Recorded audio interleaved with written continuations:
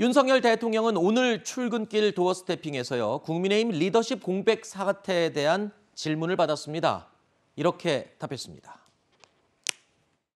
저는 우리 당의 의원과 또 우리 당원들이 중지를 모아서 내린 결론이면 그 결론을 존중하는 것이 맞다고 생각하고요.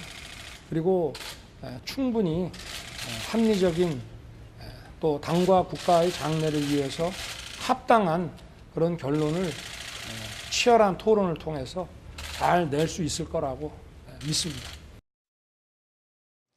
자, 어제 대통령실에서 밝혔던 원론적인 입장을 다시 재확인한 정도에 머물고 있습니다. 그런데 요즘 이 대통령실과 여당의 관계를 보면요. 과연 대통령을 배출한 여당이 맞나 싶을 정도로 대통령에게 도움이 되긴커녕 요즘 대통령이 연일 민생 행보하고 있거든요. 뭐 시장도 방문하고 여러 가지 활동을 하고 있는데 저 여당 국민의힘에서 저렇게 난리가 나니까 다 덮였어요.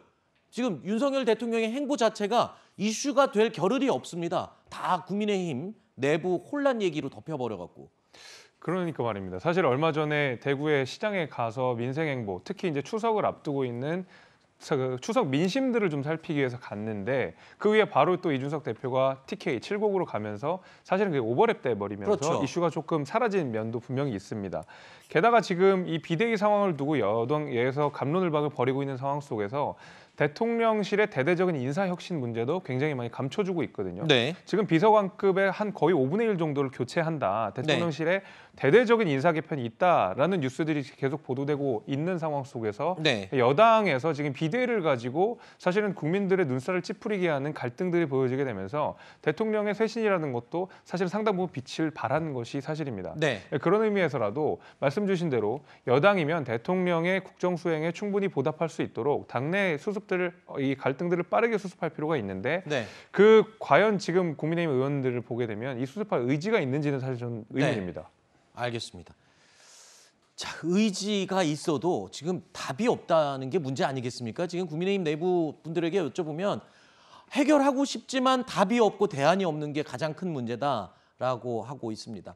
자, 대통령실에서 최근에 가장 신경을 썼던 부분 바로 지지율이죠. 오늘 발표된 새로운 여론조사 결과가 있어서 살펴보겠습니다. 윤석열 대통령의 국정 수행에 대한 긍정평가가 전주보다는 1.4%포인트 올랐습니다.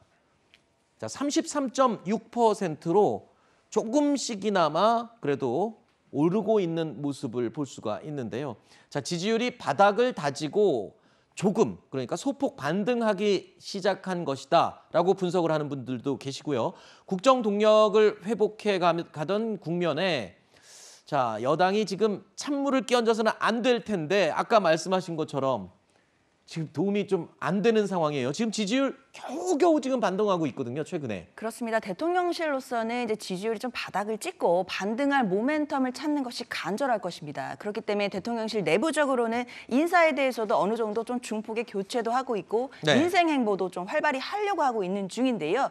그렇지만 국민의힘의 이런 당내 갈등 상황이 악영향을 미칠 것으로 보이긴 합니다. 근데 우리가 생각해봐야 될 것은 왜 국민의힘의 당내 상황이 바로 윤 대통령에게 악영향을 미칠 것이냐라는 지점을 생각해 본다면 사실 그동안 윤석열 대통령은 당무에 개입하지 않는다라고 선을 그어 왔었거든요. 하지만 권성동 원내대표의 그 문자가 공개된 것, 즉 내부 총질이나 하는 당대표라는 문자가 대통령이 쓴 문자로 밝혀지면서 공개가 되면서 그동안은 당무에 개입하지 않는다고 했던 대통령이 사실상 뒤로는 개입했던 거 아닌가라는 국민적인 의혹이 있었습니다. 사실 그 지점으로부터 대통령이 당무에 사실 실질적으로 윤핵관을 통해 관여를 하고 있다면 지금 국민의힘의 어떤 갈등 상황에 대해 책임이 있는 것이 아니냐라는 논리가 순차적으로 나오게 됩니다. 그 지점에서 어떻게 보면 윤석열 대통령에 대한 지지율이 흔들리는 부분이 있기 때문에요. 그 부분을 대통령실에서도 어떻게 해소해야 될지를 고민해야 될 것 같습니다. 지금 들으신 것처럼 이 당 내부 혼란이 이렇게 길어지면 길어질수록 윤 대통령의 책임론 피할 수 없을 것 같습니다. 아니나 다를까 유승민 전 의원 이미 윤 대통령을 향해서 비판의 의견을 냈습니다. 내부 총질, 이른바 체리 따봉과 함께 공개됐던 권성동 원내대표의 그 문자 메시지, 자, 이걸 공격하고 나섰습니다. 유승민 전 의원 최근까지는 조용했었는데 지금 치고 나오네요. 저는 이제 제가 조금 전에 말씀드린 대로 지금 대통령실의 대대적인 인사 개편, 인사 쇄신이 있다. 그런 보도가 계속 나오고 있다라는 말씀을 드렸는데 제 생각은 그렇습니다. 대통령이 책임질 수 있는 이 국정 운영 전반에 관해서 가장 책임감 있는 행동은 바로 이 인사 개편이라고 생각이 되거든요. 네. 대통령은 어쨌든 간에 우리 대한민국을 5년 동안 이끌어가야 되는 대한민국의 지도자입니다. 그리고 그의 리더십이 존중될 때 사실은 국회도 마찬가지고 대통령실도 마찬가지고 안정적으로 이끌어갈 수 있고 또 우리 국민들도 그의 어떤 행복감을 느끼거나 또 안정감을 느낄 수가 있게 되는 것이거든요.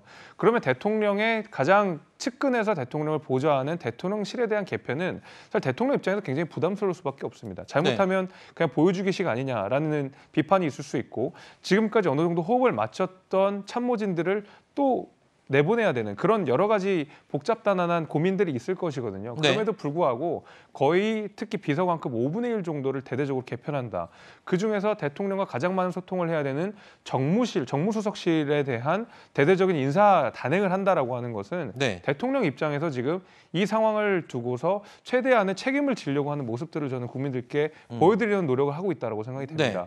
그런 의미에서 사실은 여러 가지 말들이 있을 수 있겠으나 대통령 입장에서 지금 우리 국민들께 약속드릴 수 있는 최대한의 약속을 지금 하고 있다. 저는 이렇게 좀 해석하고 있습니다. 근데 하나 궁금한 게 있습니다. 이 인사 개편 관련해서는 지금 처음 얘기가 나온 게 아니에요. 그때 여름 휴가 가기 전부터도 인사 개편에 대한 요구의 목소리가 야당에서 물론 나온 거였지만 그런 게 있었거든요. 그럼 진작에 이렇게 할 걸 미리 했으면 조금 좋았지 않았을까라는 생각도 들어요. 어차피 지금 이렇게 또 다시 할 거.